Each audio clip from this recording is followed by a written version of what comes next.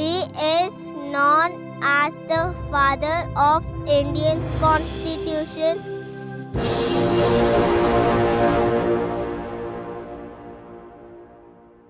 नमस्कार, आप देख रहे हैं एनबी न्यूज़ 24x7 नीलम बोध के साथ। और साथियों, आज दिल्ली के तमाम जगह के हमने कार्यक्रम कवर किए हैं, लेकिन यहाँ पर एक कार्यक्रम हुआ और आज एक ऐसा दिन भी है जिसको हम देखते हैं कि बहुत बड़े स्तर पर लोग आज, चाहे तो मैं फैशन के तौर पे कहूँ या अपने धर्म को स्थापित करने के लिए उसको करें। जिस तरह से बात आती है 25 दिसंबर की, क्योंकि 25 दिसंबर को दो कार्यक्रम है। एक कार्यक्रम की हम चर्चा कर चुके हैं जो कि बहुजन महान पुरुषों से जुड़ी हुई है, और दूसरी बात करते हैं साथियों हम आज क्रिसमस डे की। और मेरे साथ में एक बच्चा है, पहले मैं उसका नाम जानना चाहूँगा। बेटा, नाम क्या है? रौनक कुमार। रौनक कुमार। कौन सी कक्षा में पढ़ते हो? Second day. सेकंड में। तो बेटा ये बताओ, जो आपने ड्रेस पहनी है किसकी है? ये ड्रेस अप किसका है? ड्रेस कौन पहन के आते हैं? Santa Claus. सेंटा पहन के आते हैं। क्यों पहन के आते हैं वो ऐसी ड्रेसें? अच्छा लगता है आपको ऐसी ड्रेसें पहनना? यस। ये किसने बताया कि ये सेंटा की ड्रेस है? किसी ने नहीं बताया। अपने आप पहन ली? बाजार में बिक्री थी या फिर किसी ने घर पे लाके दी? घर पे थी। घर पे थी। घर पे किस लिए लाए थे? कोई फंक्शन था स्कूल में या वैसे ही अपनी मर्जी से ले आए? वो क्रिसमस के दिन लाए थे। नहीं, वो तो आज है ना, मैं वही तो पूछ रही ना। स्कूल में कोई फंक्शन था तब लेकर आए थे या अपनी मर्जी से लेकर आए? मार्केट में बिक रही थी। अपनी मर्जी से। अपनी मर्जी से लेकर आए हैं। तो इसी कड़ी में मेरे साथ में शायद पेरेंट्स हैं इनके। आपका नाम क्या है? My name is Rajesh Kumar. Rajesh Kumar ji आपके बेटे हैं। तो पहले ये जानना चाहूँगी, आप कौन से धर्म को फॉलो करते हैं? जी, हम लोग बिल्कुल बौद्ध धर्म और ये सब इन्हीं सबको जानते हैं और इस फॉलो भी करते हैं। सो ये एक ऐसा कार्यक्रम है जिसका मैं बहुत तहे दिल से शुक्रिया अदा करना चाहूँगा लोगों का, जिन तमाम लोगों ने ये प्रस्तुत किया है और जो इसका संचालन करते हैं, क्योंकि ये हमारी जड़ों और हमारी नींव को मजबूत करता है। और ये बच्चों को, हम एक नई पीढ़ी को, जो हमसे कहीं ना कहीं जो चीज़ें हमसे छूट गई, हम नहीं चाहते कि वो चीज़ें हमारे बच्चे छोड़ें। हम चाहते हैं कि इसको जुड़ कर। आपने कहा कि आप बौद्ध धर्म को फॉलो करते हैं और बहुत अच्छे तरीके से करते हैं, और यहाँ पर जो आनंद महोत्सव है उसका भी कार्यक्रम किया गया है बौद्ध लोगों की तरफ से। लेकिन ये भी जानना चाहूँगी कि आज आप अगर बौद्ध हैं तो आपने अपने बच्चों को चीवर क्यों नहीं पहना? ये सेंटा की ड्रेस क्यों? नहीं नहीं, मैं इसके लिए मैं आपको बताना चाहूँगा कि देखिए, एक्चुअली मैं यहाँ पे रहता नहीं हूँ, मैं रहता हूँ रजौरी गार्डन में। सो मुझे पता चला कि ऐसा एक प्रोग्राम का आयोजन किया जा रहा है, तो मैं जल्दबाजी में क्योंकि मैं रजौरी गार्डन से यहाँ पर आया हूँ जस्ट बिकॉज ऑफ कि ये प्रोग्राम जो किया जा रहा है, इसको मैं और मेरी पूरी परिवार जो है इसको इसमें आमंत्रित हूँ। किसी भी वजह से मैं ये प्रोग्राम छोड़ना नहीं चाह रहा था, तो हमारे पास ये एक ड्रेस थी जो इस स्कूल में हमने लिया था, तो इस बच्चे ने यही वेयर किया। और हमारा घर में एक ही ड्रेस थी? नहीं, ड्रेस तो और भी थी, बट हमारा पर्पस ये था कि हम लोग यहाँ पर आएँ। तो लेकिन सर ये भी जानना चाहूंगी, क्योंकि जिस तरह से बुद्ध पूर्णिमा आती है, हम देखते हैं जो दूसरी संस्कृति के लोग हैं वो कभी भी जो बुद्ध जिस तरह से चीवर डालते थे वो चीवर नहीं पहनाते। लेकिन आप लोग या अन्य जो हिंदू धर्म के लोगों की बात करूं मैं, जिस तरह से एक तरह तो हिंदू राष्ट्र की स्थापना की बात करते हैं, लेकिन आज हम मैक्सिमम देख रहे हैं कि कहीं ना कहीं चाहे हिंदू धर्म के लोग हो या सिख धर्म के लोग हो या जैन धर्म के हो या बौद्ध धर्म के लोग हो, वो अपने बच्चों को सेंटा की ड्रेस पहना के बड़ा ही गौरवान्वित महसूस कर रहा है। नहीं, देखिए, ये हमें समझना पड़ेगा कि जो चीज़ें हैं, क्योंकि ये थर्ड जनरेशन है जिसके साथ मैं खड़ा हूँ, और सेकंड जनरेशन जिसका हिस्सा मैं हूँ, और एक जनरेशन जिसका मेरे पिताजी हिस्सा रहे हैं। सो वो चीज़ें बहुत जड़ से रही हैं पिताजी के साथ। कहीं ना कहीं हम कॉलेज गए, स्कूल गए, वो चीज़ें हमें हमारी जड़ों में जो जिसने हमें हमेशा गौरवान्वित किया है और जो हमारी जड़ रही है, वो चीज़ें शायद हमसे छूट गई हैं, बट मैं किसी भी वजह से नहीं चाहता कि वो चीज़ें हमारे बच्चों को ना मिले। ये तीसरी जनरेशन है, मैं चाहता हूँ कि जो चीज़ें मैं नहीं कर पाया उन चीज़ों को मेरा बच्चा आगे लेकर के जाए। जी बेटा, मैंने सुना है कि आप बहुत अच्छे सॉन्ग गाते हैं, तो हमारे दर्शकों के लिए कोई भी सॉन्ग सुनाएं। सुनाइए आप जो आपने प्रेजेंट किया था बेटा आज। Good morning everyone. My name is Ronak Kumar. My father name is Rajesh Kumar. My grandfather name is Sri Subair Chand. Today I am going to speak a few words about Dr. Bhimrao Ambedkar ji. Bhimrao Ambedkar was born on 14th April 1891 in Madhya Pradesh. His full name was Bhimrao Ramji Ambedkar. He was first Law Minister of India. He was awarded by Bharat Ratna in 1990.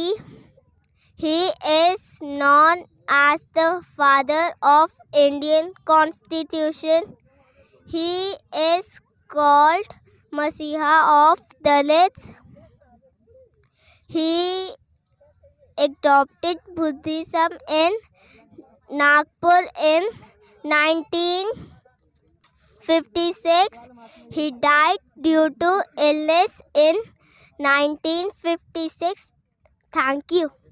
बहुत बहुत धन्यवाद बेटा। तो देखिए कहीं ना कहीं बच्चों में भले एक ड्रेस को लेके एक, क्योंकि फैशन चल गया आजकल मार्केट में, जब चीज़ें आती है तो बच्चे कहीं ना कहीं उसकी तरफ अट्रैक्ट होते हैं, उसकी तरफ बढ़ते हैं। लेकिन कहीं ना कहीं जो बुद्ध की आइडियोलॉजी है, बाबा साहब को भी जानने का प्रयास करते हैं और उसका नतीजा है कि जिस तरह से बौद्ध परिवार है और बौद्ध परिवार अपने बच्चों को संस्कार दे रहा है, अपने महान पुरुषों के बारे में बता रहा है। और मेरे साथ में इसी कड़ी में सीनियर साथी हैं, उनसे भी जुड़ने का प्रयास करेंगे। सर नाम क्या आपका? ब्रह्मचारी प्रज्ञा रश्मि। प्रज्ञा रश्मि जी, जानना चाहूँगी जिस तरह से आज भव्य कार्यक्रम किया है तो इसके कितने सकारात्मक परिणाम देखने को मिले आज तक? सकारात्मक परिणाम आप देख रहे हो, खुद ही देख रहे हो। उसमें तो यहाँ पर करीब 1000 आदमी का जो यहाँ पर मेला लगा हुआ है वो किस लिए है? नहीं, हमारे दर्शक जानना चाहते हैं ना। हमने देखा लेकिन हमारे दर्शकों ने नहीं देखा। हाँ, दर्शकों ने नहीं देखा है तो उनको आके देखना चाहिए यहाँ पर, क्योंकि यहाँ सकारात्मक ही मिलेगा, नकारात्मक है ही नहीं। जो बुद्ध सकारात्मक रहे हैं, बुद्ध ने कहीं भी हमको नकारात्मक नहीं पढ़ाया। बाबा साहब हमारे सकारात्मक रहे हैं, बाबा साहब ने हमें किसी भी जगह पर हमको नकारात्मक नहीं पढ़ाया। तो हमें जो सकारात्मक रह के ही अपना कार्यक्रम आगे बढ़ाना पड़ेगा हर जगह से। जी, एक सकारात्मक ऊर्जा होती है, एक नकारात्मक ऊर्जा होती है, तो क्या लगता है कौन सी अच्छे तरीके से और बड़े स्तर पर काम करती है? जो हमारी सकारात्मक एनर्जी है वही जो है बड़े स्तर पर काम करती है, हर जगह पर वही कामयाब होती है। नकारात्मक एनर्जी हमारी कहीं कहीं कामयाब हो जाती है लेकिन उसकी स्थायित्व नहीं रहती, उसकी स्टेबिलिटी नहीं रहती है। जो हमारी सकारात्मक एनर्जी है वही हमारा स्थायित्व पैदा करती है, वो जो हमारी स्थिर रहती है। जी सर, लेकिन जिस तरह से आज हम बहुत सारे लोगों से चर्चा करते हैं तो लगातार वो मार काट की बात करते हैं, लेकिन जब पीसफुली हम बात करते हैं शांति को स्थापित करने के लिए तो वो कहते हैं कि शांति का मतलब है पिट जाना या अत्याचार को सहन कर लेना। इस पर क्या कहेंगे? नहीं, ऐसा कुछ नहीं है। अत्याचार सहन करना ऐसा कुछ भी नहीं है।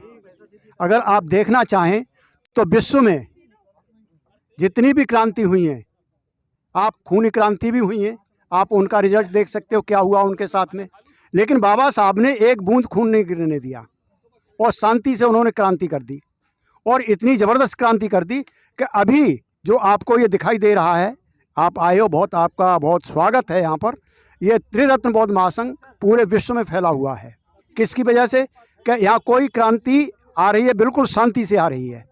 कोई भी व्यक्ति हमारा कोई ऐसा नहीं है जो गाली गलौज करे, मार काट करे या किसी उसमें मतलब लिप्त रहे।